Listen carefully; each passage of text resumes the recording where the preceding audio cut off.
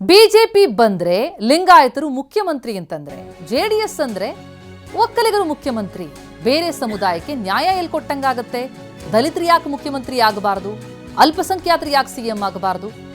ಈ ರೀತಿ ಮಾತನಾಡಿರೋದು ರಾಜಣ್ಣ. ಮತ್ತೆ ದಲಿತ ಸಿಎಂ ಕುರಿತು ಪುನರುಚ್ಚರಿಸಿದ್ದಾರೆ. ಬಿಜೆಪಿ ಬಂದ್ರೆ ಲಿಂಗಾಯತರು ಮುಖ್ಯಮಂತ್ರಿ, ಜೆಡಿಎಸ್ ಬಂದ್ರೆ ಒಕ್ಕಲಿಗರು ಮುಖ್ಯಮಂತ್ರಿ. ಹೀಗಾಗ್ಬಿಟ್ರೆ ಬೇರೆ ಸಮುದಾಯಕ್ಕೆ ನ್ಯಾಯ ಎಲ್ಲಿ ಕೊಟ್ಟಂಗಾಗತ್ತೆ ಅಂತ ಪ್ರಶ್ನೆ ಮಾಡಿದ್ದಾರೆ.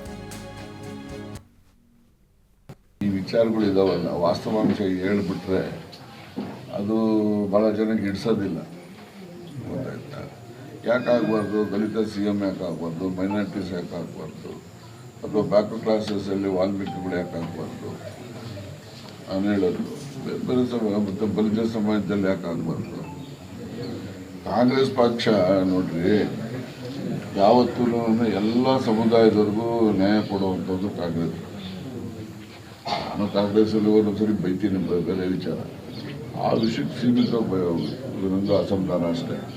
ಆದರೆ ಓವರಾಲ್ ನೋಡಿ, ದೇವರಾಜ ಅರಸು 70ರಲ್ಲಿ MLA ಇರಲಿಲ್ಲ. ಅವರು ಮುಖ್ಯಮಂತ್ರಿ ಮಾಡ್ತಾರೆ. ಯಾಕೆಂದರೆ MLAಗಳು ಹೆಚ್ಚಿನ ಸಂಖ್ಯೆ ಅವರು ಹೊರಗೆ ತೋರಿಸಿದ್ರಿಂದ ಅವ್ರನ್ನ ಮಾಡ್ತಾರೆ. ದೇವರಾಜ ಅರಸುಗೆ ಇನ್ನೊಬ್ಬ ಅರಸು ಜಾತಿಯವನಿಲ್ಲ MLA ಪ್ರಪೋಸ್ ಮಾಡೋಕ್ಕೆ. ನೀವು ಹಂಗೆ ಬಂದರೆ ನೀವು ವೀರಪ್ಪ ಮೊಯ್ಲಿಗೆ ಇನ್ನೊಬ್ಬ ಸಮುದಾಯದವನಿಲ್ಲ. ಬಂಗಾರಪ್ಪ ಮಾಡಿರ್ಬೋದು, ಧರ್ಮಸಿಂಗ್ ಆಗೋವಾಗ ಧರ್ಮಸಿಂಗು ಇನ್ನೊಬ್ಬ ಜಾತಿಯವನಿರಲಿಲ್ಲ. ಇಂಥ ಎಲ್ಲ ಈಗ ಒಕ್ಕಲಿಗರು ಮಾಡಿದ್ದಾರೆ, ಲಿಂಗಾಯತರು ಮಾಡಿದ್ದಾರೆ, ಕಾಂಗ್ರೆಸ್ ಪಾರ್ಟಿಗೆ ಎಲ್ರಿಗೂ ಅವಕಾಶ ಕೊಟ್ಟಿದ್ದರು.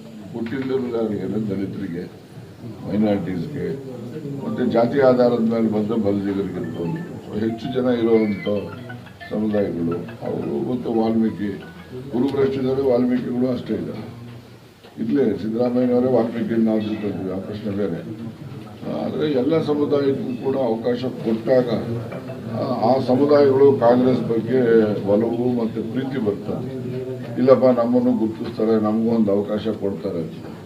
ಇವರು ತಿರ್ಗಾ ಈ BJP JDS ಮಾಡ್ದಂಗೆ BJP ಬಂದರೆ ಲಿಂಗಾಯತರು, JDS ಬಂದರೆ ಒಕ್ಕಲಿಗರು ಮುಖ್ಯಮಂತ್ರಿ ಅಂದರೆ ಜನಗಳಲ್ಲಿ ಬೇರೆ ಸಮುದಾಯದವರಿಗೆ ನ್ಯಾಯ ಏನು ಕೊಟ್ಟಂಗೆ ಆಗ್ತದೆ?